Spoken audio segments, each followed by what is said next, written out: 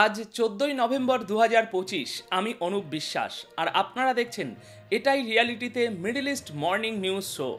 বিশ্বজুড়ে বড় বড় সংবাদ মাধ্যম আর শীর্ষ আন্তর্জাতিক নিউজ পোর্টালগুলো থেকে বাছাই করা সবচেয়ে গুরুত্বপূর্ণ আর টপ স্টোরিগুলো এখন আপনাদের সামনে তুলে ধরব। আজকের এই শোতে আমরা আপনাদেরকে দেখাবো রাষ্ট্রসংঘের কাছে আমেরিকার আশা গাজার জন্য আন্তর্জাতিক নিরাপত্তা বাহিনী দ্রুত অনুমোদন পাবে। ওয়েস্ট ব্যাংকে বসতি স্থাপনকারীরা একটি মসজিদে আগুন লাগিয়ে দিয়েছে এবং দেয়ালে বিদ্বেষমূলক স্লোগান লিখেছে। ওয়েস্ট ব্যাংকে হামলা বেড়েই চলেছে। ওদিকে আমেরিকার হুঁশিয়ারি, পরিস্থিতি আরও খারাপ হলে শান্তি প্রক্রিয়া ভেঙে পড়বে। এদিকে মার্কিন গোয়েন্দা সংস্থার বড় উন্মোচন, ইসরায়েল ফিলিস্তিনিদের বিস্ফোরক ভর্তি সুড়ঙ্গে পাঠাতো। এছাড়াও আজ ইরান স্পষ্ট করে দিয়েছে যে তার শত্রু দেশগুলো যেন ইরানের ক্ষেপণাস্ত্রের পাল্লা নির্ধারণ করার চেষ্টা না করে, এবং রাশিয়া বলেছে ইউক্রেন যতই পালাবার চেষ্টা করুক তাকে আলোচনার টেবিলে ফিরতেই হবে। ইউরোপীয় ইউনিয়ন রাশিয়াকে একটি বড় ধাক্কা দিতে চলেছে। তাহলে আসুন শুরু করা যাক এই গুরুত্বপূর্ণ প্রতিবেদন সবথেকে বড় খবরটি দিয়ে। প্রিয় দর্শক, মার্কিন বিদেশমন্ত্রী মার্কো রুবিও জানিয়েছেন যে তিনি আশা করছেন রাষ্ট্রসংঘের নিরাপত্তা পরিষদ খুব শীঘ্রই গাজার জন্য আন্তর্জাতিক নিরাপত্তা বাহিনীকে সমর্থনের প্রস্তাব চূড়ান্ত করবে। রুবিও জানিয়েছেন যে আমেরিকা বিভিন্ন দেশের সাথে আলোচনা করছে যাতে এই পরিকল্পনায় তাদের স্বার্থ অন্তর্ভুক্ত করা যায় এবং নিরাপত্তা বাহিনীর ব্যবস্থাপনার দিকগুলো ঠিক করা যায়। এখানে বলে রাখি, আমেরিকা গত সপ্তাহেই এই প্রস্তাবটি বিভিন্ন দেশে পাঠিয়েছে, তাই এখন দেখার বিষয় এই দেশগুলো এই বিষয়ে কি প্রতিক্রিয়া জানায়। এদিকে গাজা নিয়ে তুরস্ক একটি বিবৃতি দিয়েছে। তারা বলেছে যে এখন গাজায় শান্তি স্থাপনের সময় এসে গেছে। তুরস্কের মতে গাজায় মোতায়েন হতে চলা আন্তর্জাতিক স্থিতিশীলতা বাহিনী এখন সবচেয়ে বড় আশার আলো। তুরস্কের প্রতিরক্ষা মন্ত্রক আজ জানিয়েছে যে এই বাহিনীর মূল উদ্দেশ্য হওয়া উচিত গাজায় শান্তি প্রতিষ্ঠা করা এবং যুদ্ধবিরতিকে বাস্তবে কার্যকর করা। আঙ্কারায় একটি ব্রিফিংয়ের সময় তুরস্কের প্রতিরক্ষা মন্ত্রক আরও বলেছে যে আমেরিকার নেতৃত্বে চলা সিভিল মিলিটারি কোঅর্ডিনেশন সেন্টার অর্থাৎ সিএমসিসিকে নিশ্চিত করতে হবে যাতে গাজায় মানবিক সাহায্য সামগ্রী সম্পূর্ণরূপে পৌঁছাতে পারে। দর্শক, এই সিএমসিসি এখন গাজায় সাহায্যের জিনিসপত্র পৌঁছে দেবে। আগে এই দায়িত্বে থাকা ইসরায়েলি সংস্থা সিওজিএটির কাছে, সেখান থেকে আমেরিকা এই দায়িত্ব কেড়ে নিয়েছে। এখানে মনে রাখবেন, তুরস্ক প্রথম থেকেই গাজায় ইসরায়েলের ধ্বংসলীলার খোলাখুলি বিরোধিতা করে আসছে এবং এই যুদ্ধকে গণহত্যা বা জেনোসাইড বলে আখ্যা দিয়েছে। দর্শক, এবার কথা বলা যাক ওয়েস্ট ব্যাংক নিয়ে, যেখানে ইসরায়েলি বসতি স্থাপনকারীরা অসভ্যতার সব সীমা লঙ্ঘন করেছে, পাশবিকতার চরম সীমায় পৌঁছেছে। তারা একটি ফিলিস্তিনি গ্রামের মসজিদে আগুন লাগিয়ে দিয়েছে এবং সেটির অবমাননাও করেছে। দেয়ালের উপর ঘৃণাপূর্ণ স্লোগানও লিখেছে। আর এই ঘটনাটি এমন এক সময়ে ঘটল যখন মাত্র কয়েক ঘন্টা আগেই ইসরায়েলের নেতারা বসতি স্থাপনকারীদের হিংস্রতা ও অত্যাচারের নিন্দা করেছিলেন। খবর অনুযায়ী ফিলিস্তিনি একটি শহরের মসজিদে রাতের অন্ধকারে বসতি স্থাপনকারীরা হামলা চালায়। তারা দেওয়ালে উস্কানিমূলক স্লোগান লেখে, কোরআন অবমাননা করে এবং মসজিদের কার্পেটগুলো পুড়িয়ে দেয়। ঘটনার সময় ইসরায়েলি সেনারা সেখানে উপস্থিত থাকলেও তারা কোনো প্রশ্নের উত্তর দেয়নি। যখন তাদের জিজ্ঞাসা করা হয় যে তারা এই হিংসা কেন থামায়নি, তখন তারা চুপ করে থাকে। ফিলিস্তিনি এবং মানবাধিকার কর্মীদের মতে ইসরায়েলি সেনা ও পুলিশ বসতি স্থাপনকারীদের হিংসা থামাতে ব্যর্থ হয়েছে। দর্শক, আমেরিকা ওয়েস্ট ব্যাংকে ফিলিস্তিনিদের উপর এই বসতি স্থাপনকারীদের সাম্প্রতিক হিংসার ঘটনায় উদ্বেগ প্রকাশ করেছে।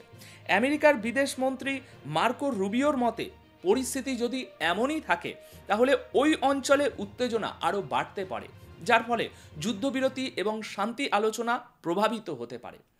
কানাডায় অনুষ্ঠিত G7 বিদেশ মন্ত্রীদের বৈঠকের পর মিডিয়ার সাথে কথা বলার সময় মার্কো রুবিও বলেন, আমাদের পুরো চেষ্টা থাকবে যাতে ওয়েস্ট ব্যাংকের পরিস্থিতির প্রভাব শান্তি আলোচনার উপরে না পড়ে। তাহলে তো দর্শক মার্কো রুবিওর এখন উচিত এই বসতি স্থাপনকারীদের সন্ত্রাসী ঘোষণা করা এবং তাদের মাথার দাম রাখা। ইসরায়েলকে বলা উচিত এদের যেখানেই দেখা যাবে সেখানেই মেরে দাও, যেমনটা তারা অন্যদের জন্য বলে থাকে। এদের উপর পুরস্কার ঘোষণা করা হোক, এদের সরাসরি অপরাধী হিসাবে চিহ্নিত করা হোক। তারপর দেখুন দুদিনের মধ্যেই ওদের হুঁশ ঠিকানায় আসবে। এটা কি ধরনের কথা? G7 মঞ্চে দাঁড়িয়ে আপনি ফিলিস্তিনি আর ওয়েস্ট ব্যাংকের জন্য শুধু চিন্তা প্রকাশ করছেন। কিছু তো করুন, মাঠে নেমে অ্যাকশন নিন।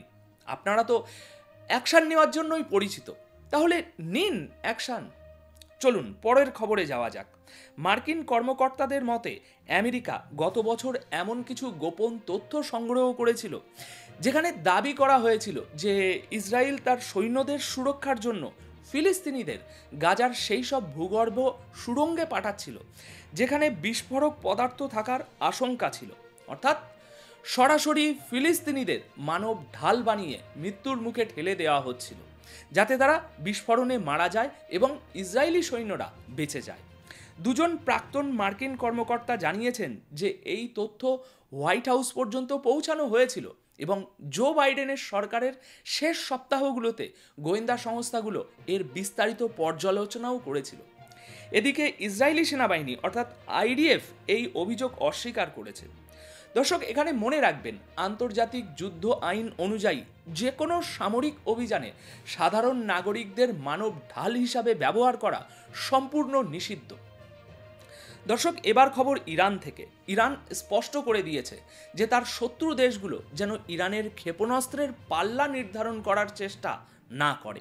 যদি তারা এমনটা ভাবে তবে সেটা হবে একটা বোকামি। ইরানের IRGCর deputy commander brigadier general Ali Fadavi বলেছেন যে শত্রু দেশগুলো যেসব কথা বলছে তা প্রযুক্তিগত জ্ঞানের অভাব থেকেই বলছে।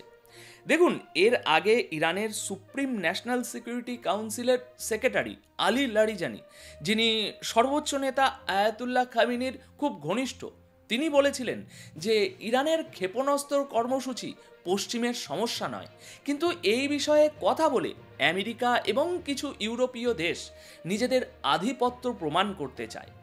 দেখুন, ইরান যেভাবে ক্ষেপণাস্ত্র কর্মসূচি নিয়ে আত্মবিশ্বাসী অবস্থান নিচ্ছে, সেখানে হঠাৎ এই বিষয়গুলো কোনো কিছুই হঠাৎ করে তৈরি হয়নি।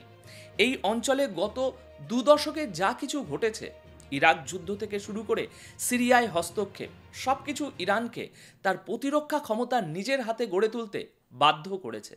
পশ্চিমা দেশগুলো যে ইরানের ক্ষেপণাস্ত্রের পাল্লা বা পরিসীমা নিয়ে কথা বলছে, সেটা মূলত তাদের আঞ্চলিক প্রভাব ধরে রাখারই একটা পুরনো চেষ্টা। অনেকে ভুলে যান যে ইরান তার সামরিক স্ট্র্যাটেজিকে প্রতিরক্ষা নির্ভর রেখেই এগিয়ে নিয়ে গেছে। ইরানের মিসাইল প্রোগ্রাম কোনো আক্রমণাত্মক অভিযান পরিচালনার জন্য নয়, বরং নিজেদের ভূখণ্ড রক্ষা করতে, হুমকি মোকাবিলা করতে এবং আঞ্চলিক শক্তিগুলোর একচেটিয়া আধিপত্যের বিরুদ্ধে এটা ভারসাম্য তৈরি করতে। হ্যাঁ, এটা ঠিক যে আমেরিকা বা কিছু ইউরোপীয় দেশ ইরানের এই সক্ষমতাকে সমস্যা হিসাবে দেখায়, কিন্তু বাস্তবে এটাই মধ্যপ্রাচ্যের ক্ষমতার হিসাবকে কিছুটা সমান করে। ইরানের দৃষ্টিতে পশ্চিমা দেশগুলোর বক্তব্য অনেক সময় বাস্তবতার সঙ্গে মেলে না, কারণ তারা অঞ্চলটিকে নিরাপত্তার চোখে নয়, বরং নিজেদের প্রভাব বজায় রাখার চোখে দেখে। ফলে ইরানের প্রযুক্তিগত উন্নতি তারা স্বাভাবিক কারণেই অস্বস্তিকরভাবেই দেখবে। দর্শক, এখানে আরও একটি বিষয় খেয়াল করার মতো, ইরান দীর্ঘদিন ধরে নিষেধাজ্ঞা, অবরোধ আর আন্তর্জাতিক চাপের মধ্যেও নিজস্ব প্রযুক্তি তৈরি করেছে। এটা যে কোনো দেশের জন্যই বড় ধরনের কৌশলগত সাফল্য। তাই ইরানের সামরিক কমান্ডাররা যখন বলেন যে শত্রু দেশগুলো প্রযুক্তিগত জ্ঞান ছাড়া মন্তব্য করছে, সেটা শুধু রাজনৈতিক বার্তা নয়, বরং ইরানের অভ্যন্তরীণ আত্মবিশ্বাসের প্রতিফলন।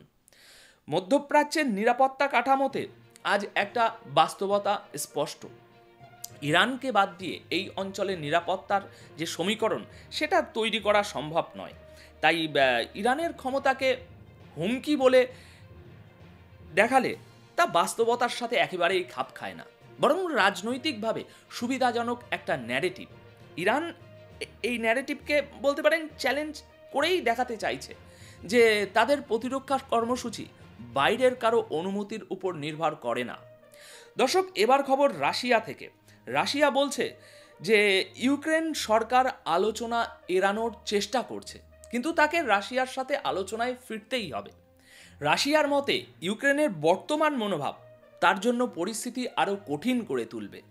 রাশিয়ার মুখপাত্র, বলা যেতে পারে পুতিনের দপ্তরের মুখপাত্র দিমিত্রি পেসকেভ মিডিয়াকে জানিয়েছেন যে রাশিয়ার রাজনৈতিক ও কূটনৈতিক সমাধানের জন্য প্রস্তুত এবং শান্তি চায়। অন্যদিকে ইউক্রেন বলছে যে রাশিয়ার শর্ত মেনে নেওয়া মানে আত্মসমর্পণ করা, তাই এমন শর্ত মেনে নেওয়া সম্ভব নয়। দর্শক, এই প্রসঙ্গেই আরেকটি খবর আছে। ইউরোপীয় ইউনিয়নের প্রধানের সিদ্ধান্তটা একটু শুনুন। তিনি বলেছেন রাশিয়ার জব্দ করা সম্পদ থেকে ইউক্রেনকে ঋণ দেওয়াটাই সেরা উপায় হবে। ইউরোপীয় ইউনিয়নের প্রধান বলেছেন যে ইউক্রেনের এখন টাকার খুব প্রয়োজন। 4 বছরের যুদ্ধে ইউক্রেনের কোষাগার খালি হয়ে গেছে, তাই তিনি মনে করেন রাশিয়ার জব্দ করা সম্পদ ব্যবহার করে ইউক্রেনের জন্য নতুন ঋণ দেওয়াটাই সঠিক হবে। মানে সহজ কথায় বলতে গেলে রাশিয়ার যে টাকা রাশিয়ার বাইরে আটকে আছে সেই টাকা দিয়েই ইউক্রেনকে সাহায্য করা হবে, যাতে ইউক্রেন তার খরচ, মৌলিক চাহিদা এবং প্রতিরক্ষা খাতে ব্যয় করতে পারে। কিন্তু সবাই এই পরিকল্পনায় খুশি নয়। বেলজিয়াম এই প্রস্তাবের বিরোধিতা করেছে। বেলজিয়াম বলেছে যদি আমরা রাশিয়ার সম্পদ ইউক্রেনের সাহায্যের জন্য ব্যবহার করি তাহলে রাশিয়া এর বিরুদ্ধে আইনি ব্যবস্থা নিতে পারে এবং এটি আমাদের জন্য সমস্যা বাড়াতে পারে। তো দর্শক, আপাতত এই ছিল মধ্যপ্রাচ্যের গুরুত্বপূর্ণ খবরগুলো। তবে শেষ করার আগে একটা কথা, যেসব দেশ নিজেদের আধিপত্য ধরে রাখতে চায় তারা আজ বুঝে গেছে যে মধ্যপ্রাচ্যের সমীকরণ আর আগের মতো নেই। এখন এখানে প্রত্যেকটা দেশ নিজের অবস্থান থেকে নতুন বাস্তবতা তৈরি করেছে, আর সেই বাস্তবতাই ভবিষ্যতের রাজনীতি নির্ধারণ করবে। তাই এই অঞ্চলের খবর বোঝার জন্য শুধু শিরোনাম যথেষ্ট নয়, এর ভিতরের ওই নীরব শক্তিগুলো বোঝাটা খুব জরুরি। আর সেই লড়াইটাই আজ বিশ্বের ক্ষমতার পাল্লাকে নতুনভাবে সাজাচ্ছে। ভালো থাকুন, সচেতন থাকুন। ধন্যবাদ আপনাদের সকলকে।